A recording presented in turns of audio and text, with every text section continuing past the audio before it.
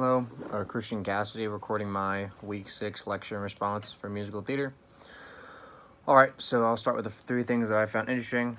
So I want to start with Gesamtkunstwerk and Richard Wagner. So I thought it was really cool that people kind of made an attempt to bring all art together into its one synchronous like object, although he was more like an opera focus, but it kind of cool how it opened the door, because like I know we talked about in the lecture, contemporary plays now pull from everything from rap, bluegrass, jazz, and they pull different actors, different backgrounds to tell different stories with different plots. So I thought it was kind of cool that it was like a full combination of like an encompassment of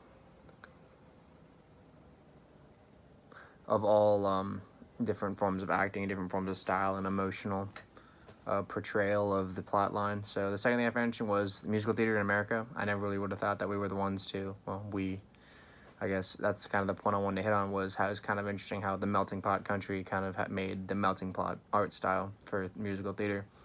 I thought it was kind of cool how a bunch of people from a bunch of different backgrounds were able to perform musical theater in our, like, one of the first places to really have it originate. It kind of was a melting pot theater in the melting pot country.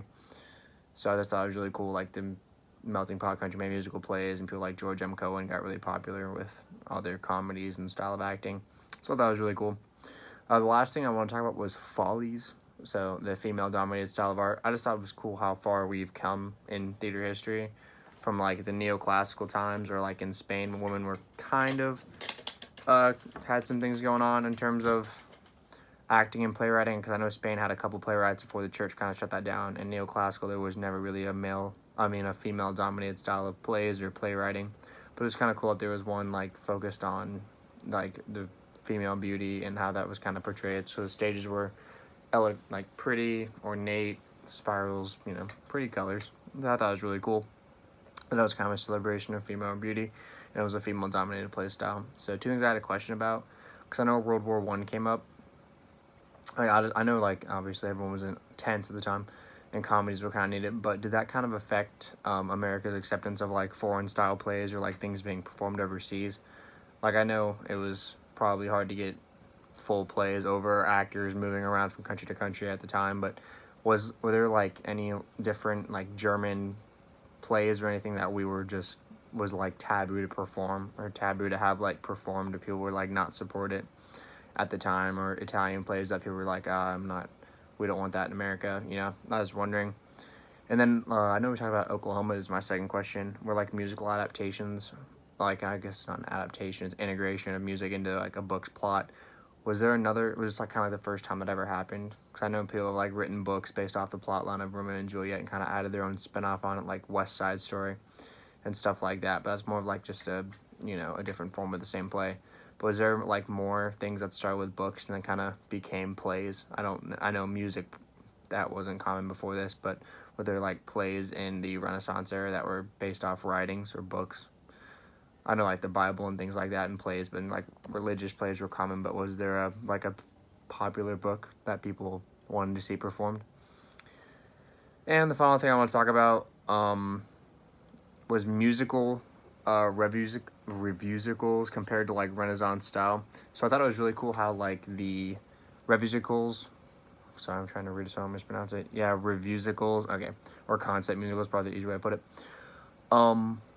I thought it was cool that they focused a lot around like a singular idea, like the same way, because this is the comparison I'm trying to make, is why I found it interesting, was like Renaissance play styles focused around like morality, love, honor, and the same way that like Spain focused on like more central ideas in their plot line. So it was like a story that had love throughout it, or honor throughout it, or power hungry, like with Macbeth, throughout the entire story.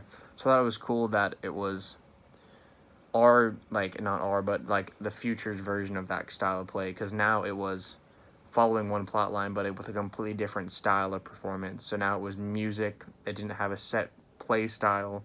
There wasn't like a set plot line. You could kind of jump around, and music was an accompaniment to more the feeling they're trying to portray, which I thought was interesting. So it's the same way they're like having a central ideal, emotion, or just one single thing they're trying to get across, and they use a different, in like the neoclassical or little post neoclassical plays were focused on love, and they would use a central storyline with actors. And then the same way they like the new Revusical, nailed it. Revusicals would also just try to focus on one singular plot line, but they would use music. It was choppy, and it was more focused on the emotional portrayal of the ideal, and it was like you could skip around and get the same idea or get the main feeling of the story. So it was kind of cool watching how that progressed from where we started to now. So that is my week 6 musical theater response. Thanks.